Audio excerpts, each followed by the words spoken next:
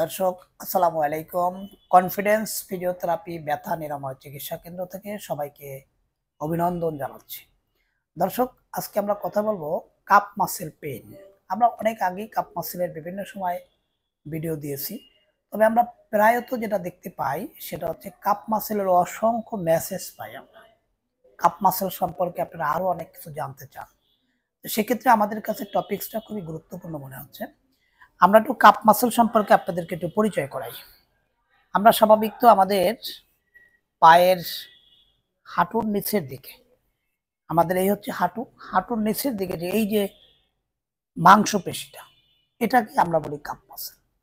এই কাপ মাসেলে যদি আপনি এভাবে হাত রাখেন, দেখবেন যেখানে দুইটা মাসেলের স্পর্শ পাওয়া যায়। একটা হচ্ছে গ্যাস্ট্রোসিনিমাস মাসেল, মোটা মাসেল, আর একটা সোলিয়াস মাসেল। এই দুইটা মাসেলের সমন্বয় হচ্ছে কাপ মাসেল। এবং এই মাসেলটা এখানে যে বডির সবচেয়ে একটা বড় টেন্ডন, যেটাকে আমরা বলি টেন্ডো এক্লিস, সংক্ষেপে আমরা টিএ বলি, এই মাসেলটা এখানে যে টেন্ডনের সাথে অ্যাড হয়েছে। এখন এই কাপ মাসেল পেইন সম্পর্কে যদি আমরা আপনাদেরকে বলতে চাই, সেক্ষেত্রে দেখা যায় প্রথমে হচ্ছে কাপ মাসেল কেন পেইন হয়। কাপ মাসেলে বিভিন্ন কারণে পেইন হতে পারে। প্রথমে হচ্ছে যদি আপনি পানি কম খান, যদি কারো শরীরে ওয়াটার ডেফিসিয়েন্সি থাকে, পানি কম খাচ্ছেন, সেখান থেকে মাসেল শক্ত হতে পারে। এবং মাসেলগুলো এমনভাবে শক্ত হয়, আমরা যখন রোগীদের গায়ে হাত দেই তখন দেখা যায় এভাবে যখন চাপ দেই, পেশেন্ট ব্যথার জন্য চিৎকার পরে ওঠে, এরকম একটা কন্ডিশন তৈরি হয়। তারপর আমরা অনেক সময় মাসেলটার ভিতরে ফাইবারটাকে চেক করার জন্য যখন আমরা জোরে প্রেসার দিই থাম দিয়ে, তখন পেশেন্ট আরো বেশি রিয়াক্ট করে। তো প্রথমেই গেল হচ্ছে ওয়াটার ডিফিসিয়েন্সি। আমরা দ্বিতীয়ত যদি আমরা চিন্তা করি, এক হতে পারে ল্যাক অফ এক্সারসাইজ। যাদের শরীরের মুভমেন্ট কম, যারা সব সময় শুয়ে বসে দিন পার করেন, দীর্ঘ সময় একই পজিশনে থাকেন, তাদের ক্ষেত্রে কাপ মাসেল পেইন হতে পারে। আবার যারা খুব বেশি হার্ড ওয়ার্ক করে, বিশেষ করে আমরা যদি দেখি কোনো সুপার শপে যদি যারা দাঁড়াই কাজ করে, প্রলং টাইম যাদের দাঁড়াইয়া কোনো একটা জিনিসকে নামাতে হচ্ছে, আবার কাস্টমারকে দিতে হচ্ছে, তাদের বসার সুযোগ নেই, এরকম যাদের হয় তাদের ক্ষেত্রে কাপ মাসেল পেইন হয়। এরপর ফিমেলদের ক্ষেত্রে দেখা যায় বেশিরভাগ যারা হিল পরেন, হিল পরার ক্ষেত্রে যেটা হয়, আমাদের এই পায়ের এই অংশটা এভাবে থাকে, হিলটা একটু উপরে থাকে, হিলটা অনেক উঁচু থাকে।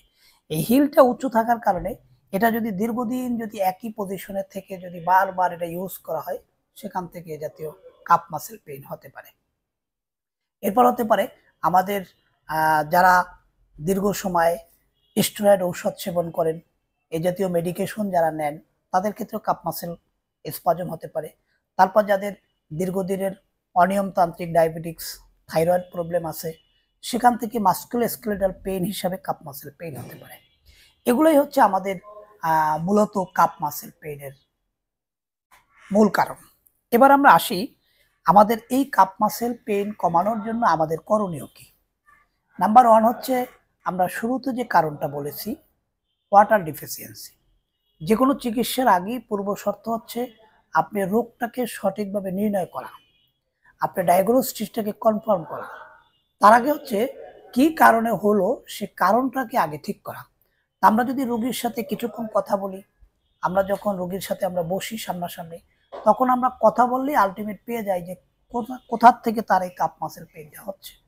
আমরা কারণটা জানার পরেই আমরা ফিজিক্যালি একটা অ্যাসেসমেন্ট করি যে কি পরিমাণে স্পাজম আছে, এখানে কি কি লাগতে পারে, কোনো মডালিটিস লাগবে কিনা, কি কি ফিজিক্যাল এক্সারসাইজ লাগতে পারে, তার একটা আমরা রুটিন ওয়ার্ক তৈরি করি, গাইডলাইন তৈরি করি। সেই আলোকে আমরা ট্রিটমেন্ট প্ল্যানটা শুরু করি। এর ভিতরে হতে পারে কাপ মাসেলের বেশ কিছু স্ট্রেসিং ব্যায়াম দিই আমরা, যেই ব্যায়ামগুলো দেওয়ার ফলে যেই মাসেল ফাইবারটা জমে গেছে সেটাকে আমরা যখন স্ট্রেসিং করি, তখন এই ফাইবারগুলো আস্তে আস্তে লেন্থেনিং হয়, অর্থাৎ প্রসারিত হয়। আবার যখন আমরা ছেড়ে দেই, আবার সংকুচিত হয়, আবার টান দিই, এভাবে বারবার যখন আমরা স্ট্রেসিং করি মাসেলটাকে, তখনই দেখা যায় এই মাসেলের যে ইন্টারনাল যে স্পাজম, যেটা জমে যাওয়া ভাব, সেটা আস্তে আস্তে ছেড়ে দেয়। অনেকের ক্ষেত্রে আইস কম্প্রেশন, কারো কারো ক্ষেত্রে হট কম্প্রেশন, এটা আমরা ইউজ করে থাকি। তবে এখন মডার্ন চিকিৎসা যেটা হয়, সেটা যেটা কনফিডেন্স ফিজিওথেরাপি সেন্টারে হচ্ছে, কাপ মাসেলের পেইনের জন্য আমরা সবচেয়ে বেশি এখন ব্যবহার করি হচ্ছে ড্রাই নিডেলিং। ড্রাই নিডেলিং একটা আকুপাংচার সুই, অনেকেই হয়তো বা নাম শুনেছেন। এই আকুপাংচার সুইটা ব্যবহারের ক্ষেত্রে সবচেয়ে বড় টেকনিক হচ্ছে কোন মাসেলটা স্পাজম সেটাকে আমাকে হাতে বুঝে তারপর ওই মাসেলটায় পিক করতে হয়। এবং ওইটা যখন আমরা রিপিটেড যখন পিক করি তখন ভিতরে একটা ইন্টারনাল ভাইব্রেশনের মতো তৈরি হয়। এটা যখন রিপিটেড বারবার প্রয়োগ করতে করতে আস্তে স্পাজমটা ছেড়ে দেয়, অর্থাৎ যে শক্ত ভাবটা থাকে ভিতরে সেটা আস্তে আস্তে ছেড়ে যায়। এটার ক্ষেত্রে অনেক সময় দেখা যায় কারো 3 সেটিং, কারো 5 সেটিং এরকমের সময় লাগে, কারো প্রতিদিন একবার প্রয়োজন হয়, কারো ক্ষেত্রে একদিন পর একদিন প্রয়োজন হয়। এটা যদি রেগুলার আপনি ফলো করতে পারেন তাহলেই কাপ মাসেলের এই যে স্পাজম বা জমে যাওয়া বা শক্ত হয়ে যাওয়া এটা পরিপূর্ণভাবে নিরাময় করা সম্ভব। তো প্রিয় দর্শক, যারাই আমাদের এই চ্যানেলের সাথে সম্পৃক্ত আছেন, যারা এখন পর্যন্ত সাবস্ক্রাইব করেননি, অবশ্যই চ্যানেলটা সাবস্ক্রাইব করে নেবেন।